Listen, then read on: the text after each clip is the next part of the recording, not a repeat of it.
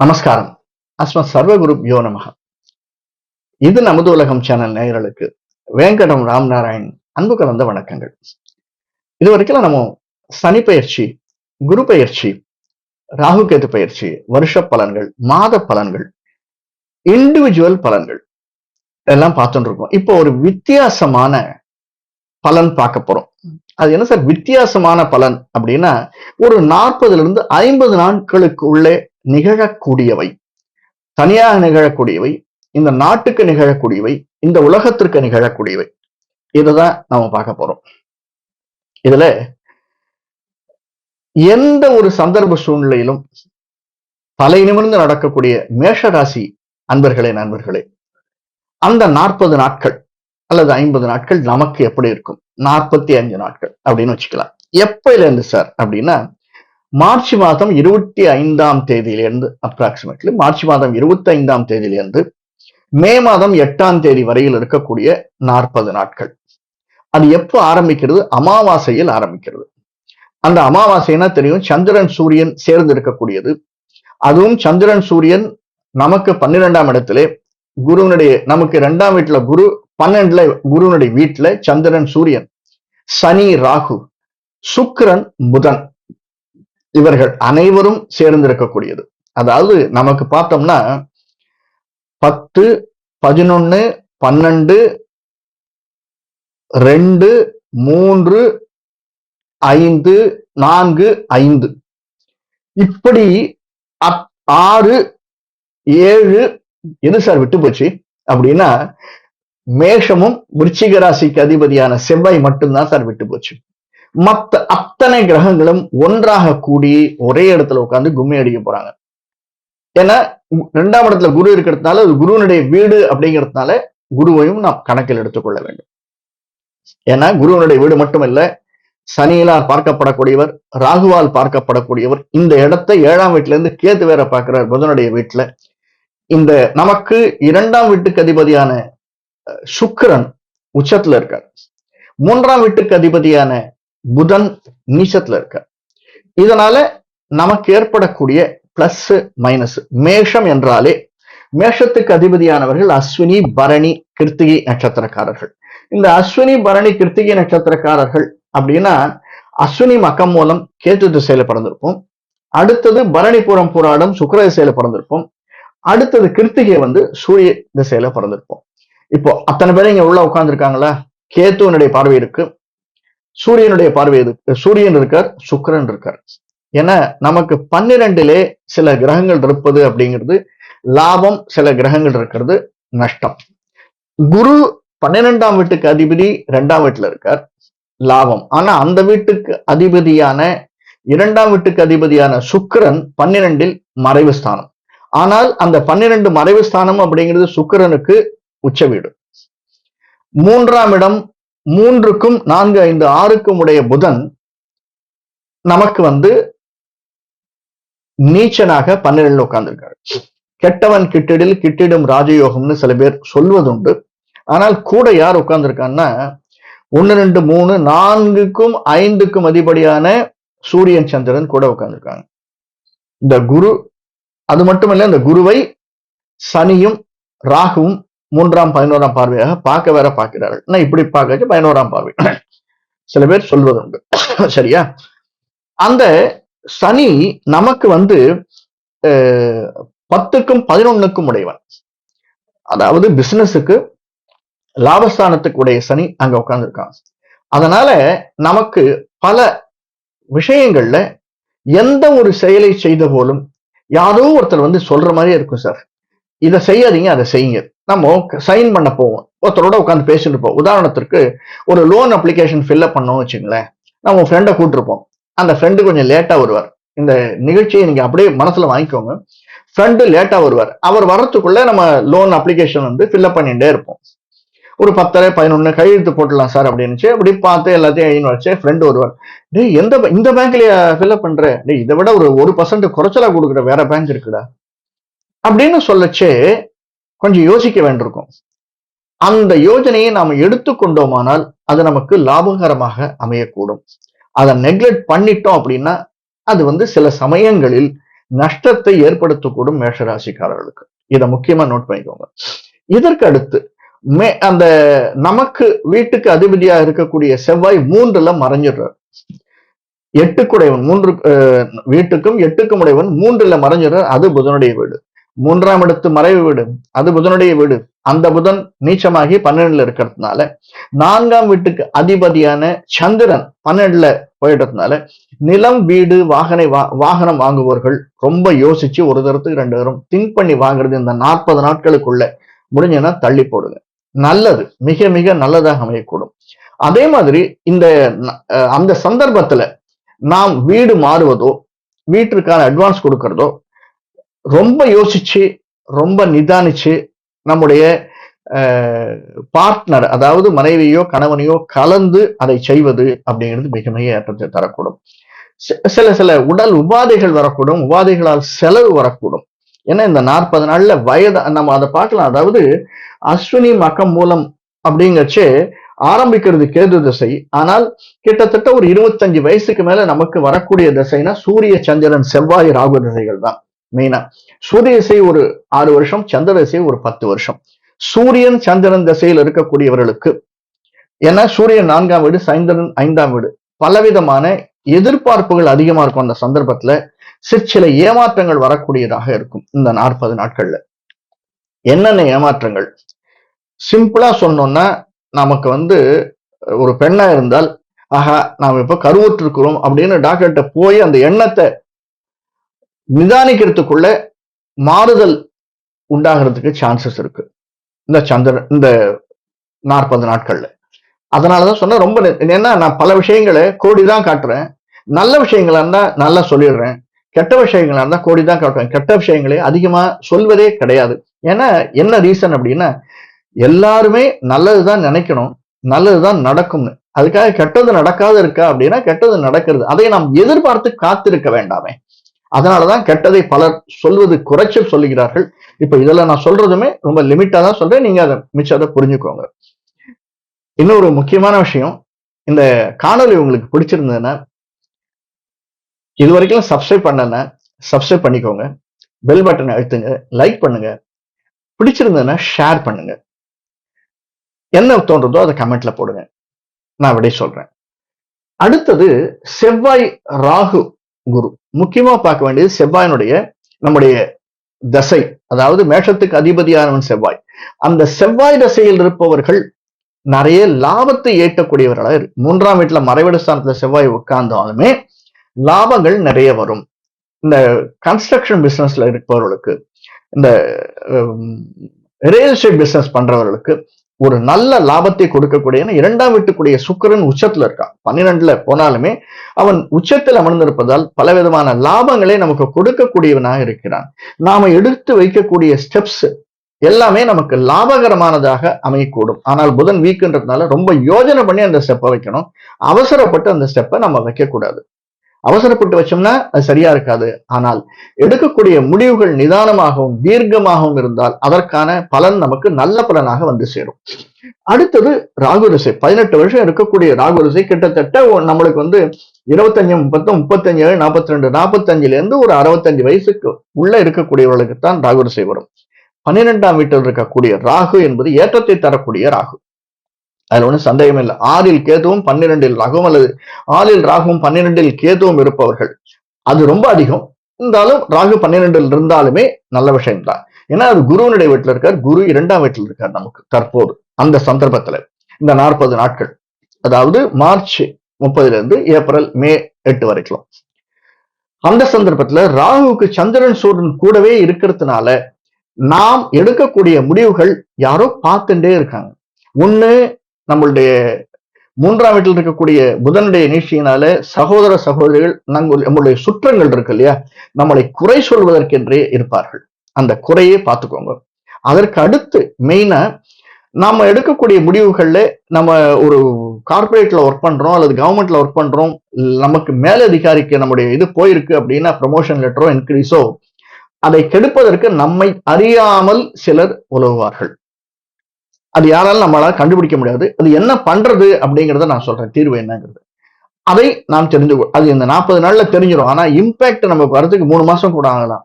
அது நடந்தது இந்த 40 நாள்ல நடந்துரும். ஆனா நமக்கு தெரியாது. 3 மாசம் கழிச்சுதான் நமக்கு லெட்டர் வரைச்சாதான் தெரியும். ஆஹா, எவனோ கெடுத்துட்டான்டா அப்படின்னு தோணும். இது ராகு திசையில் இருப்பவர்களுக்கு. அதனால் அது மட்டுமல்ல, பலவிதமான உடல் உபாதைகள் வருவதற்கு இந்த 40 நாள்ல ரொம்ப சாத்தியம். இன்னொரு முக்கியமா ஒரு சொல்லுவேன், ஏன்னா வயதானவர்களுக்கு உடல் உபாதை மட்டுமல்ல, மன உபாதைகளும் வருவதற்கு சில சாத்தியக்கூறுகள் இருக்கின்றன. ஒரு கெட்ட செய்தி வெளிநாட்டில் இருந்தோ வெளி ஊரில் இருந்தோ கெட்ட செய்தி நமக்கு வருவதற்கும், நாம் இருக்கும் இடத்திலேயே நம்மை விரும்பாதவர்கள் வேண்டாதவர்கள் செய்யக்கூடிய வினை அதற்கான நாம் காதில் கேட்கக்கூடியதும், அல்லது நம் உடம்பிலேயே ஏறும்போது படியில் ஏறும்போது ஸ்லிப் ஆறது, கையில வச்சிருக்கிற பொருள்கள் கீழே விழுந்து உடையிறது, அதனால் ஏற்படக்கூடிய செலவினங்கள், இப்படி ஏன்னா இந்த 6 பேரும் உட்கார்ந்து கும்மி அடிக்கிச்சு நம்மளை சும்மா விடவே மாட்டாங்க. இதெல்லாம் இருக்கு. அடுத்தது வரக்கூடியது நமக்கு மேஷ ராசியிலே பரணி நட்சத்திரம்.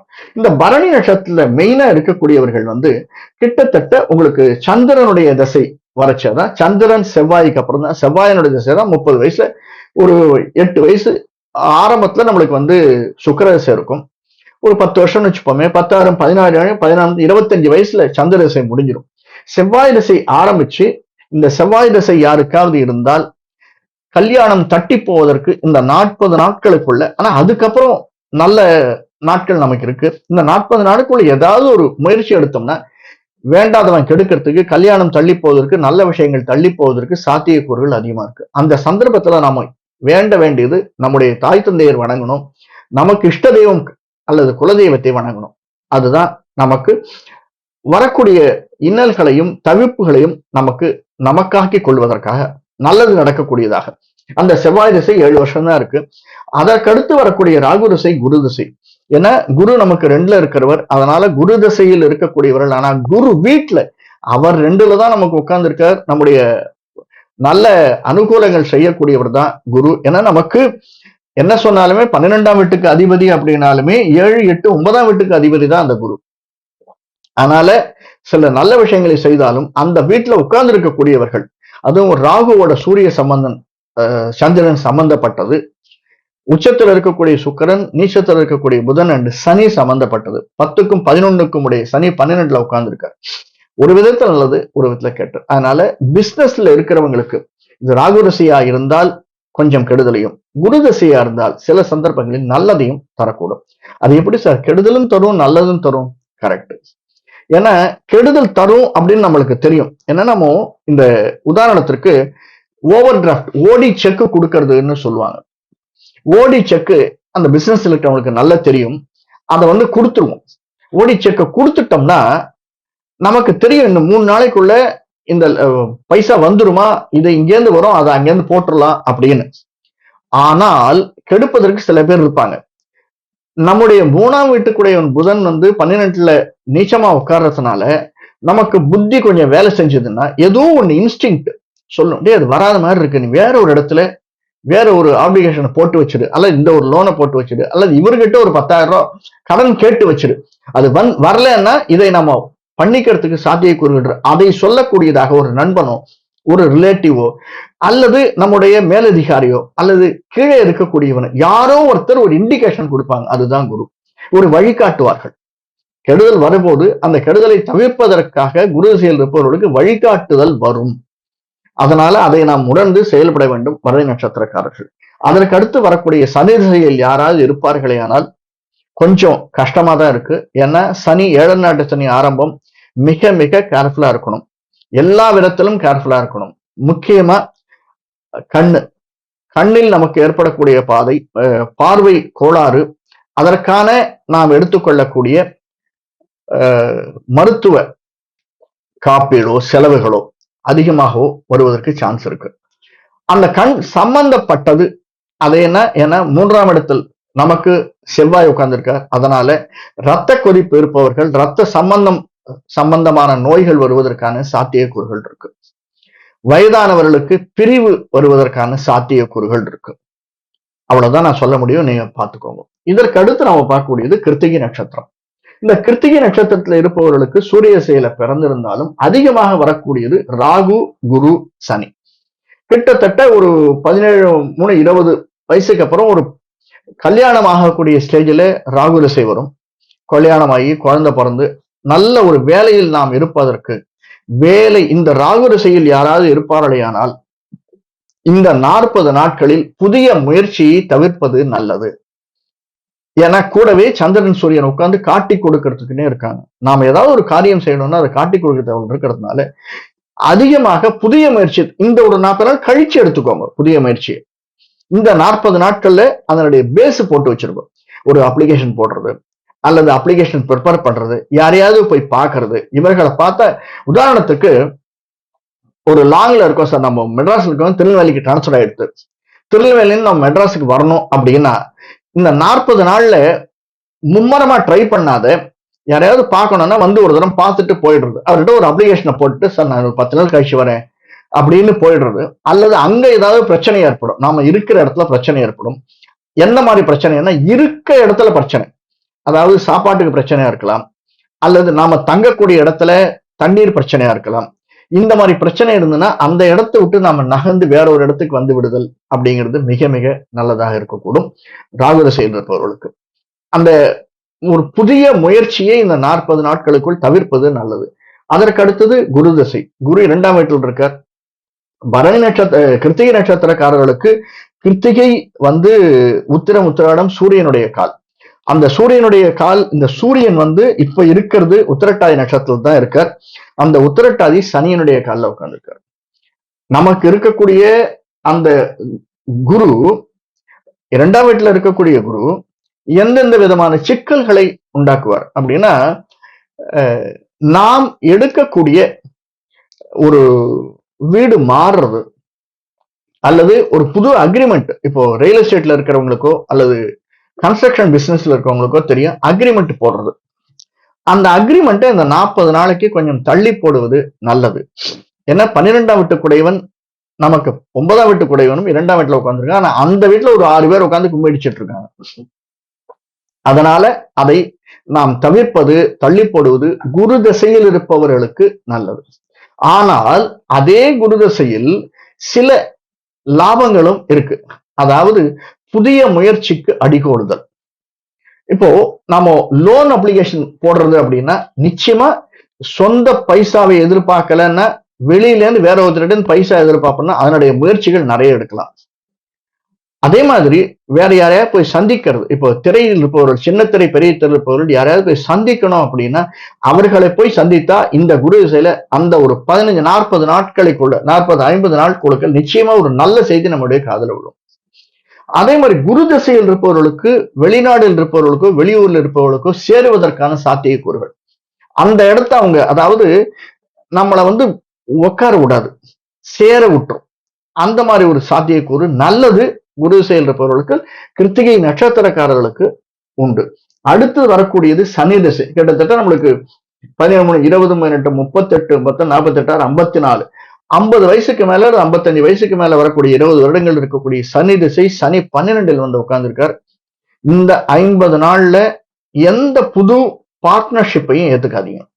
பார்ட்னர்ஷிப் சைன் பண்றதுன்னா 50 நாளைக்கு மேல சைன் பண்ணுங்க, எந்த பிசினஸா இருந்தாலுமே. அதே மாதிரி லாங் டிராவல வச்சுக்கிறது கொஞ்சம் சரியில்லை. அது எதுவா இருந்தாலுமே சனி திசையில் இருப்பவர்கள் லாங் டிராவல் வச்சுக்காதீங்க.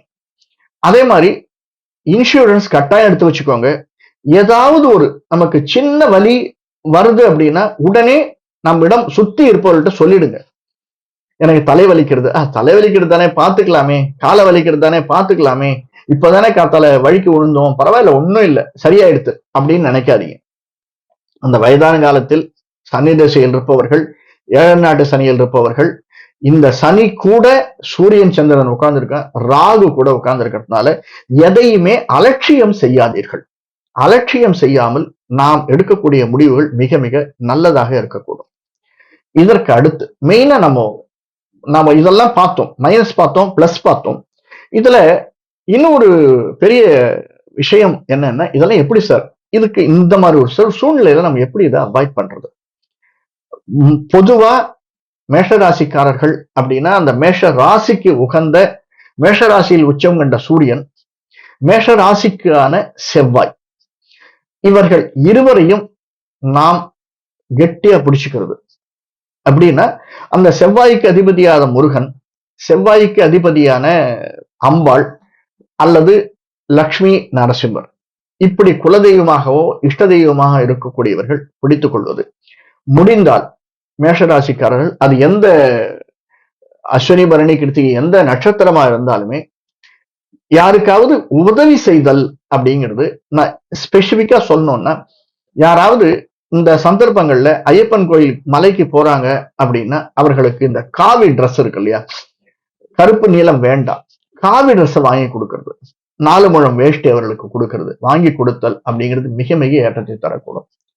அல்லது நாம யாருக்காவது பலருக்கு உதவி செய்யணும் அப்படின்னு நாம நினைச்சோம்னா மாம்பழப்பட்டு புடவைன்னு சொல்ல, அந்த கலர் புடவைன்னு சொல்லுவாங்க, அது மாம்பழப்பட்டும் பச்சையும் சேர்ந்து இருக்கக்கூடிய புடவை ஒரு 2000 ரூபாய்க்கு நம்மளால முடிஞ்சதுன்னா யாருக்காவது சுமங்கலிகளுக்கு ஒரு 60 வயசுல இருக்கக்கூடியவர்களுக்கு, 60 வயசு ரொம்ப வயசானவங்க வேண்டாம், ஏன்னா அவங்க கட்டுவாங்களோ கட்ட மாட்டாங்களோ, அதனால 60 வயசுல 60ல இருந்து 65 70 வயசுக்குள்ள இருக்கக்கூடியவர்களுக்கு சுமங்கலிகளுக்கு வாங்கி கொடுத்தால் மிக மிக நல்லது. சார் இது ரெண்டுமே என்னால முடியல அப்படின்னா நவகிரகங்கள் கோவிலுக்கு போங்க, அல்லது கடைக்கு போய் இந்த நவகிரகத்துக்கு துணி அப்படின்னு கிடைக்கும். நவகிரக துணியை கேட்டோம்னா ஒரு மிஞ்சி போனா 150 ரூபாய் 200 ரூபாய் என்ன உங்களுடைய ரேஞ்ச் என்னவோ அந்த வாங்கின் அந்த நவகிரகத்துக்கு ஒரு சின்ன அபிஷேகம் பண்ண சொல்லுங்க. அந்த பூசாரி கிட்டையோ அல்லது ஐயர்கிட்டையோ கொடுத்தோம்னா ஒரு 40-50 ரூபாய் கொடுத்தோம்னா அபிஷேகம், வெறும் தண்ணீராலையும் பாலாலும் மட்டும் அபிஷேகம் போரும். அந்த அபிஷேகம் முடிச்சு இந்த புது வஸ்திரங்களை துணிகளை அவங்களுக்கு உடுத்திட சொல்லுங்க. இது முடிந்தவர்களுக்கு செய்யக்கூடியது. இதை செய்தோமையானால் நம்ம நிச்சயமாக இந்த 40-50 நாள்ல நல்ல மேன்மையை அடைவதற்கான சாத்தியக்கூறுகள் உண்டு. இதற்கும் நம்மளால சார் இது தவிர இன்னும் ஸ்பெசிபிக்கா ஏதாவது வேணும் அப்படின்னு நம்மளுக்கு தோணித்து அப்படின்னா பவழத்துல மணி போட்டுக்கலாம், அல்லது பவழத்துல மோதிரம் இருந்தது அப்படின்னா அந்த மோதிரத்தை கையில போட்டுக்கலாம். பவழம் மாலை இருந்ததுன்னா அந்த மாலையை யாருக்கும் தெரியாமல் உள்ளுக்குள்ள நாம அணிந்து கொள்வது நல்லது. அல்லது பவழத்திலே மோதிரம் இருந்ததுன்னா இந்த 40 நாள்களுக்கு அந்த மோதிரத்தை அணிந்து கொள்வது மிக மிக நல்லது. இதற்கு இன்னும் ஒரு படி பிசினஸ்காரங்க பக்கத்தில் இருக்கக்கூடிய சனீஸ்வரன் கோவிலுக்கு சனிக்கிழமைகளை சென்று ஈவினிங் 7 to 8 பிரதட்சணம் வருவது. 7 to 8 பிரதட்சணம், 6 வாரம் இருக்கும், 6லிருந்து 8 வாரங்கள் தான் இந்த நாட்கள் இருக்கும். இதை செய்தோமையானால் நிச்சயமாக எல்லாருமே செய்யலாம். எஸ்பெஷலி அந்த சனிக்கிழமைகளில் நாம் செஞ்சுன்னு வந்தோம்னா நிச்சயமா இந்த 40 நாட்கள் நமக்கு நிச்சயமாக ஒரு மேன்மையை தரும், மாற்றத்தை தரும் என்பதில் சிறிதும் சந்தேகமில்லை. வேறொரு காணொளியில் சந்திப்போம். நன்றி, வணக்கம்.